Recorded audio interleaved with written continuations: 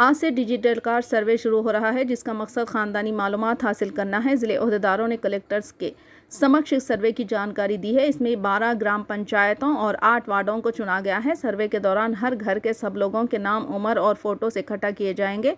महबूबनगर, नारायणपेट और दूसरे जिलों में ये पायलट प्रोजेक्ट चालू है, जो 2 अक्टूबर से लेकर 7 अक्टूबर तक जारी रहेगा। पायलट प्रोजेक्ट के तहत चुने गए गाँव, पंचायतें और म्यूनसिपल वार्ड के मालूमात इकट्ठा किए जाएंगे। महबूबनगर जिले में हुनवाड़ा मंडल के मेडारम, चिन्ना चिंताकुंटा मंडल के सीतारामपेट चुना गया है। नारायणपेट जिले में दामुर्गी गड्ढा मंडल का आयरापल्ली, कोसगी मंडल के मुक्तिपाडू और उत्कूरू मंडल का कोत्तापल्ली चुना गया है। जोगुलिंबा गढ़वाल जिले में अल्लमपुर मंडल का रायमपाडू, केतिडोडी मंडल का मैलागड्ढा और एरा म्यूनसिपल एरिया का 3rd वार्ड चुना गया है। नागर कर्नूल जिले में बेचनापल्ली मंडल का बोयापुर, अच्चमपेट मंडल का ब्रह्मपल्ली और पेद्दाकोटापल्ली मंडल देवी नैनीपल्ली चुना गया है। वनपर्ती जिले में म्यूनसिपालिटी के 10 वार्ड चुने गए हैं।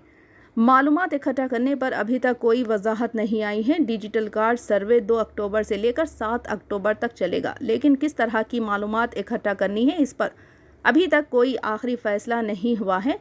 हर घर के नंबर और इसमें कितने लोग हैं, ये नोट किया जाएगा। साथ ही मेंबर्स की उम्र, आधार की तफसीलात और पर्सनल फ़ोटोज़ भी लिए जाएंगे। हर ख़ानदान के लिए डिजिटल कार्ड तैयार करने का प्लान जारी है। ये कार्ड मुस्तकबिल के सरकारी स्कीमों के लिए बहुत मददगार साबित होंगे।